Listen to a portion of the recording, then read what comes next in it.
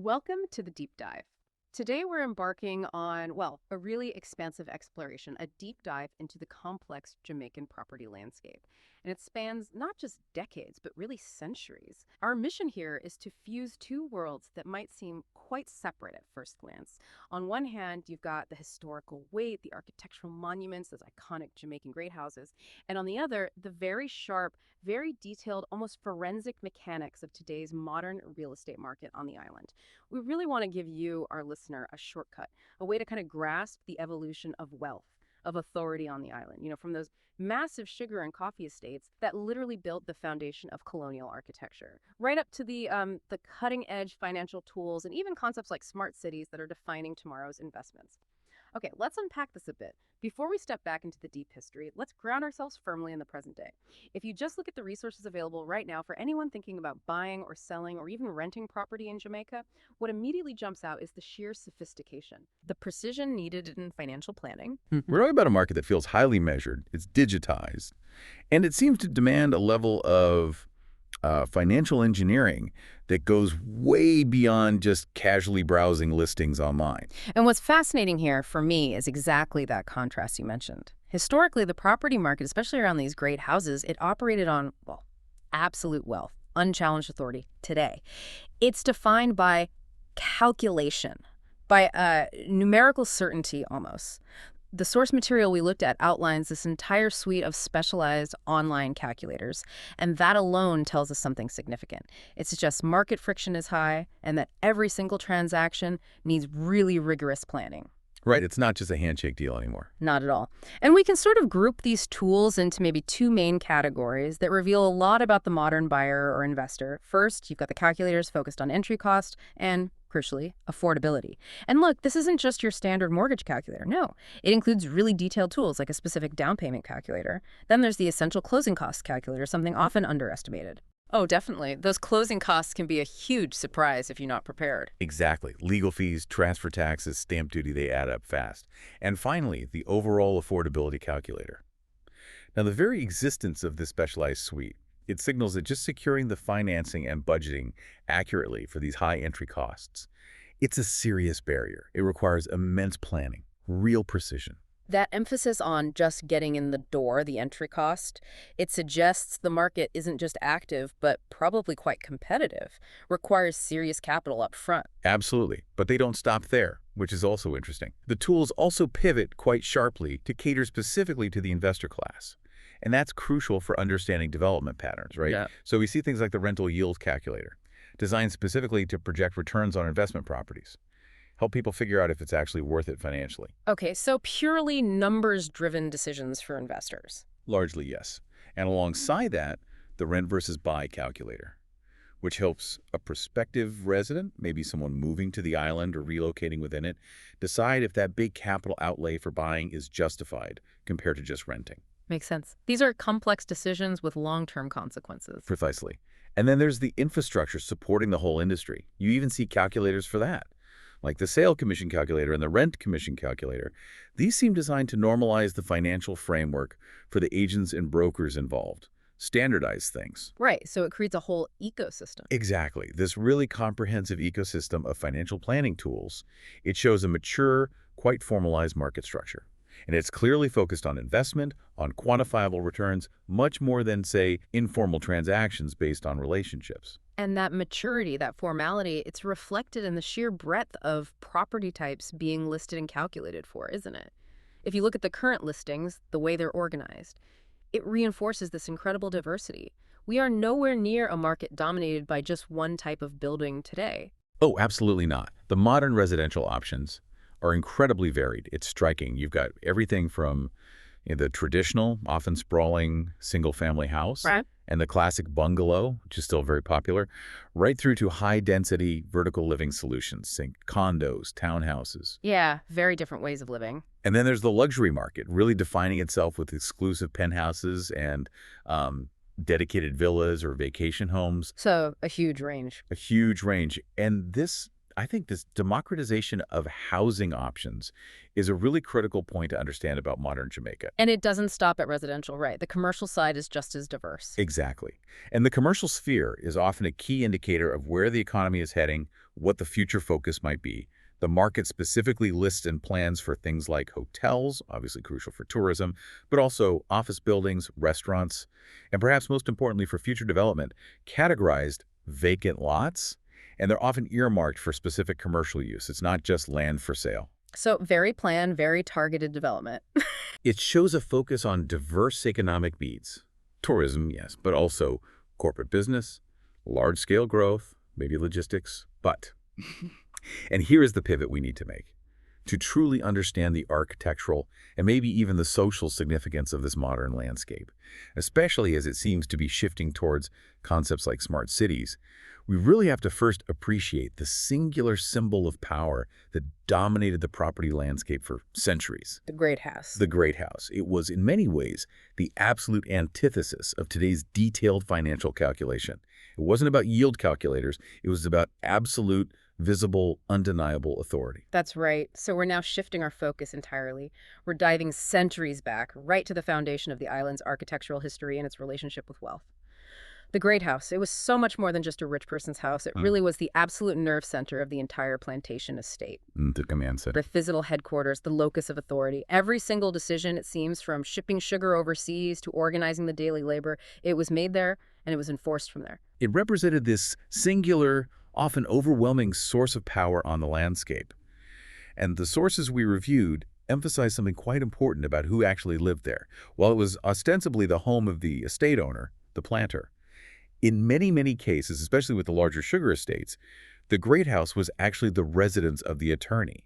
The attorney, as in a lawyer. Not necessarily a lawyer in today's sense, more like an estate manager, an agent, someone acting with power of attorney on behalf of an absentee owner. And that owner was frequently living thousands of miles away, often back in Great Britain, enjoying the profits. Wait a minute. So the attorney, the manager, lived in the grandest house in the estate, even if the actual owner was way off in Europe?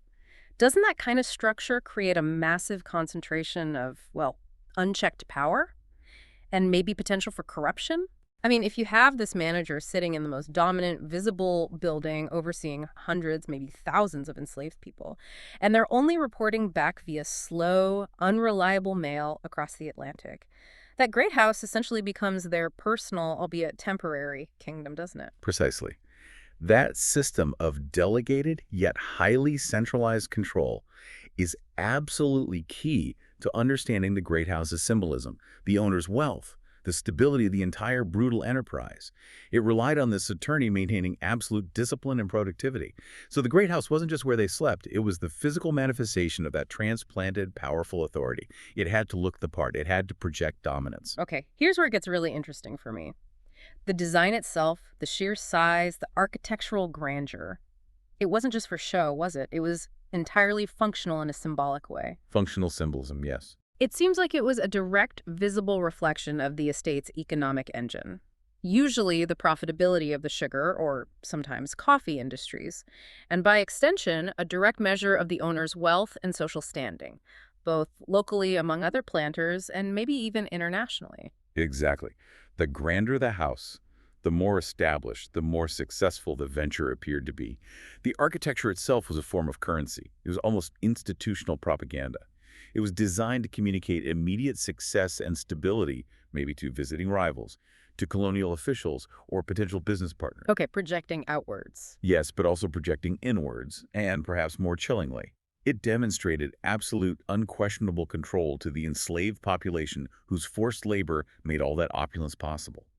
It projected a permanence and an inevitability of the colonial structure. It was meant to awe and intimidate. And the location played into that, didn't it? Critically, consider the strategic placement. If you look at famous examples like Rose Hall or Good Hope, they were almost universally located on the most elevated land available on the estate. Right. Not just for the nice views, then. The views were part of it, but not just for aesthetics. This elevation provided a commanding, often panoramic view of the entire surrounding estate. You could see the fields, the slave quarters or villages, the processing works, the boiling house, the mills, everything. That visual control, that oversight, that's the so what, isn't it? But that's the so what. That elevated position perfectly symbolizes the pinnacle of colonial authority. These buildings served as absolute constant symbols of power and control over the labor force, ensuring that the master, or their attorney manager, was literally looking down upon and overseeing everything that happened below, a constant surveillance. Absolutely. And to give this history some tangible weight, I think mentioning the specific names is vital. It grounds the discussion. When we talk about this architectural legacy, we're talking about structures that still exist that people can visit. Iconic places like the legendary Rose Hall Greathouse, which really epitomizes that dramatic, almost theatrical display of wealth and maybe even infamy. Right, the Annie Palmer legend is tied up with that. Exactly. Then you have Good Hope Greathouse and Greenwood Greathouse, which are perhaps more famous today for their specific architectural features and adaptations, showing the variations. And even smaller but historically crucial sites like Seville Greathouse, linked to the earliest Spanish and later English settlements. And it wasn't just rural, right? Did this style influence towns too? Yes, the legacy carries into urban settings. Structures like Devon House in Kingston, for example. Although its context has evolved dramatically over time, its original scale, its architectural ambition, the high ceilings that reflects the aspirations and style of that planter class era, adapted to a more urban environment. Okay, so we've established the function, authority, wealth display, strategic control through location and visibility. Now let's get into the actual engineering. How did they build these things? These massive, stable structures, often influenced by European designs like Georgian and Palladian styles. How did they make them not just survive, but provide even a semblance of comfort in the really hot, humid, sometimes harsh Caribbean climate? Well, the standard great house design, the one you see most often, was almost universally a two-story structure. And as you hinted, this wasn't just a stylistic preference for grandeur, though that was part of it. It was fundamentally an essential engineering solution for tropical living, a way to manage the climate. How so? The construction needed to project stability, permanence, yes, but simultaneously it had to manage intense heat and often high humidity. So the foundation and the ground floor were absolutely paramount, and they followed a strict thermal logic. Thermal logic. Explain that. Okay, the sources specify the need for a strong, heavy foundation, usually built using materials with high thermal mass. Think dense brick, thick cut stone if available locally, or heavy mortar and rubble construction. This provided the necessary structural support for the upper levels, obviously. Okay. But it also maximized durability against weather hurricanes, heavy rain. And the thermal part. The thermal part is that these heavy materials absorb heat slowly. They act like a heat sink during the day. Functionally, this ground floor was rarely the primary living area for the owner or manager. It was often damp, sometimes prone to flooding, and generally poorly ventilated compared to upstairs. So what was it used for? Mostly pragmatic purposes, often storage for supplies, maybe processed goods, sometimes workshops, or, quite frequently, servant quarters. So this heavy stone base served a dual purpose. Structural stability, yes, but also acting as that thermal mass to help keep the entire building cooler by slowing down heat penetration. Okay, so the base is heavy, stone, practical. What about upstairs, where the family or manager actually lived? Critically, the structure above that heavy base often changed materials entirely. This is key. The upper structure, the main living quarters, was typically built using much lighter materials, often wooden materials, and very often locally sourced timber like mahogany, bulletwood, or cedar if available. Lighter materials upstairs. Why? This change in material was the absolute key to climate adaptation. It was a deliberate, quite sophisticated thermal strategy for the time. How did wood help with the heat? Unlike the heavy masonry downstairs, which absorbs and retains heat for a long time, the lighter wood structure didn't hold on to heat in the same way. Combined with large windows, jalousie shutters, and strategic placement of rooms, it was designed specifically to maximize ventilation and achieve a necessary cooling effect. Ah, so allowing breezes to pass through. Exactly, allowing essential cross breezes to move through the main living quarters and escape quickly. Wood could breathe better, metaphorically speaking, than the thick, potentially damp masonry below it. It cooled down faster in the evenings. So this is why we call it architectural adaptation, not just copying. Precisely. While the builders, or the owners directing them, certainly imported the grand concepts of European styles. The symmetry, the columns, the formal layouts, often seen in Georgian and Palladian designs popular at the time, they had to modify them extensively. You couldn't just replicate a stately home from, say, Sussex or Kent. No, it would have been unbearable. Absolutely stifling in the Jamaican sun and humidity. It just wouldn't function. So what was the main adaptation, if you had to pick one feature? The quintessential adaptive feature, the one you see on almost every great house, large or small, is the addition of features designed for exterior shading and maximizing airflow. Focus on the extensive verandas or galleries. These weren't just decorative porches. Right. They look quite deep on the old drawings and photos. They often wrapped around multiple sides of the home, sometimes all four sides, and they were absolutely essential for function. They provided deep, consistent shade to the windows and the main walls of the upper floor, significantly reducing solar heat gain. Like wearing a wide-brimmed hat. Exactly like that for the house. And they also acted as this wonderful transitional space, an outdoor living room almost, a place where the cooler evening breeze could be captured and enjoyed, sheltered from rain but open to the air. They truly transformed a European concept into a livable Caribbean reality. So the exterior was all about climate control, adaptation. What about inside? Was it just practical, or did the wealth display continue? Oh, the interior was pure theater. It was absolutely designed to showcase prosperity and status alongside providing relative comfort. How so? What features stand out? Well, you're talking about rooms specifically engineered to maximize the feeling of opulence and coolness. Think incredibly high ceilings. That wasn't just for looks. Hot air rises, so high ceilings help draw the heat up and away from the occupants below. Simple physics, really. Simple physics, elegantly applied. You'd also see grand staircases, making a statement as you entered. Large, formally arranged rooms designed for entertaining. And of course, filled with the finest furniture they could import, often mahogany, reflecting the island's own resources, but crafted in European styles. But surely not every planter could afford that level of grandeur. Were there simpler versions? Absolutely. And we must acknowledge that nuance. Not every estate owner, especially those with smaller coffee estates perhaps, or in more remote areas, not everyone commanded the resources or had access to the same materials to build a two-story stone and mahogany monolith. Right. The sources do remind us that variations in construction were incredibly common. It wasn't a single, uniform template across the island.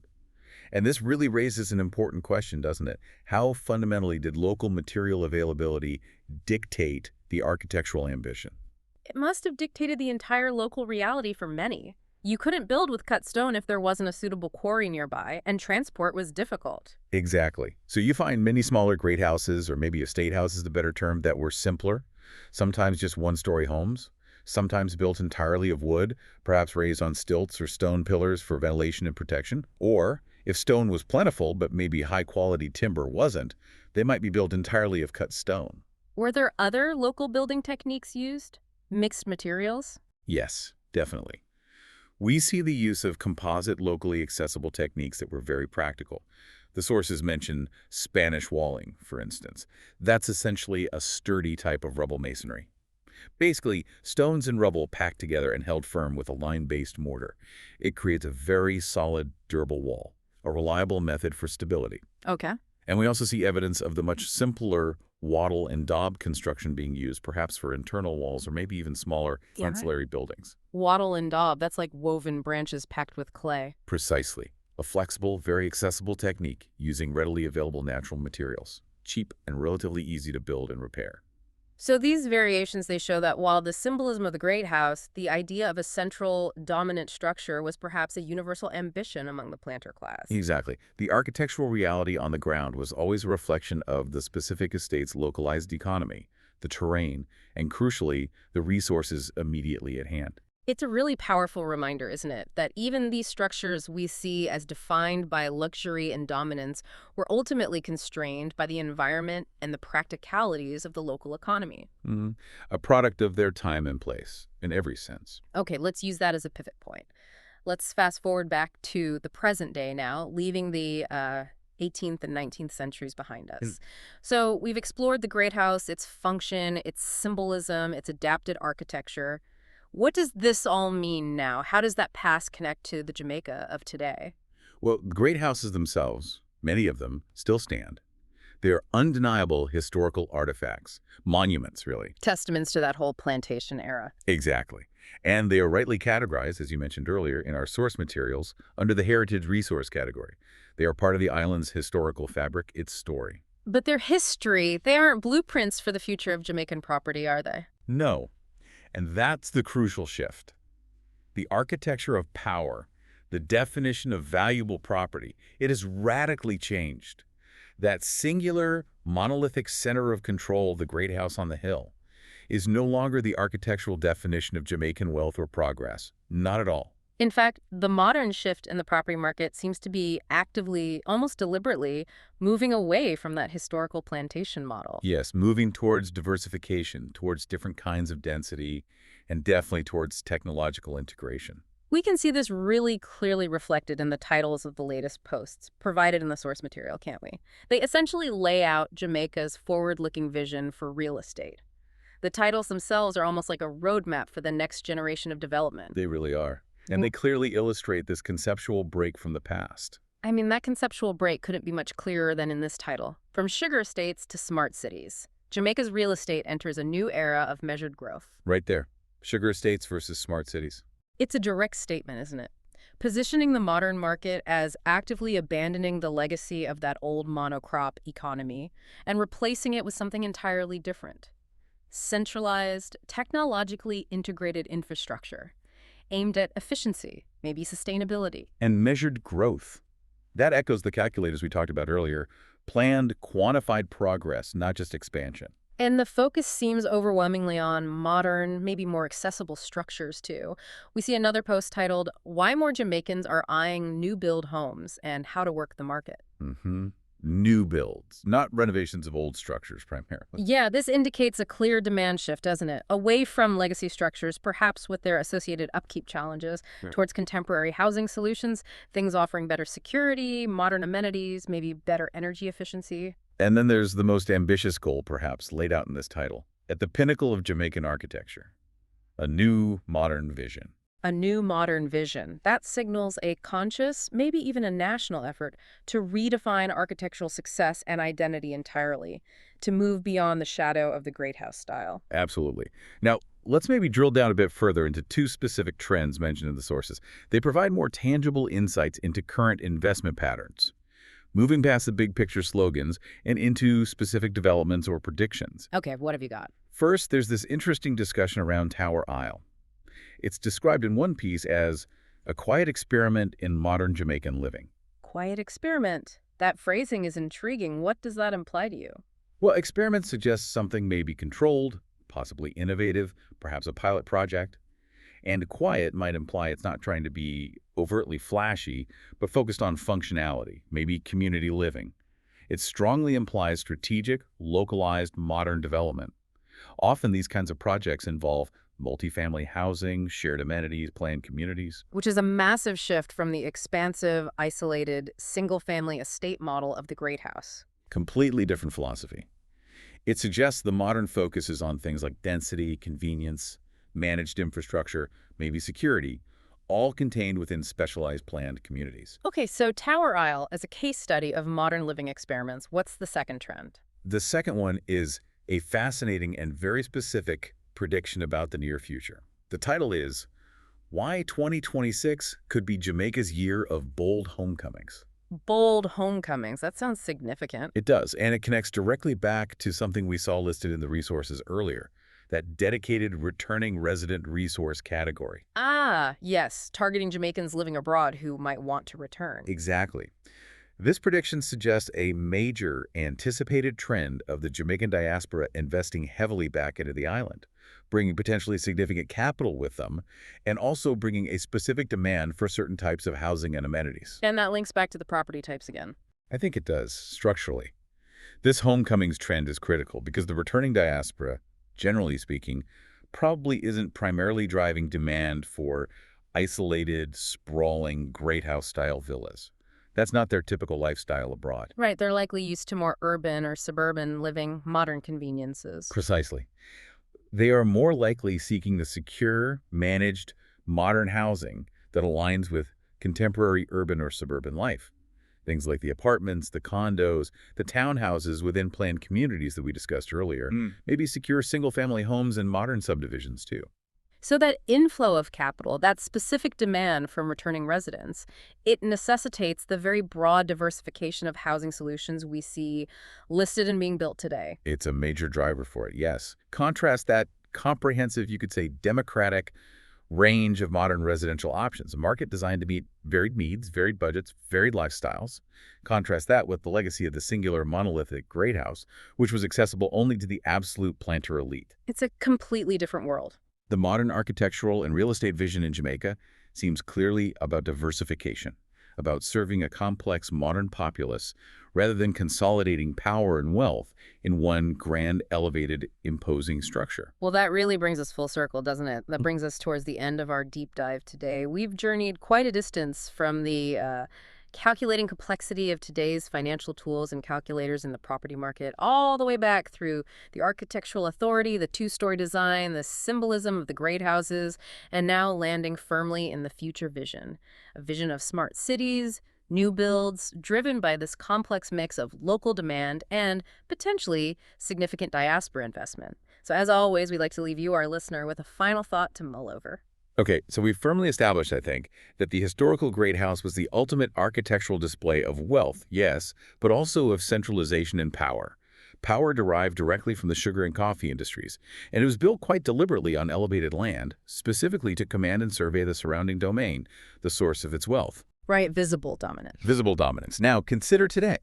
The modern property listings, as we've discussed, heavily emphasize commercial development. We see hotels, office buildings, specific vacant lots zoned for major commercial growth.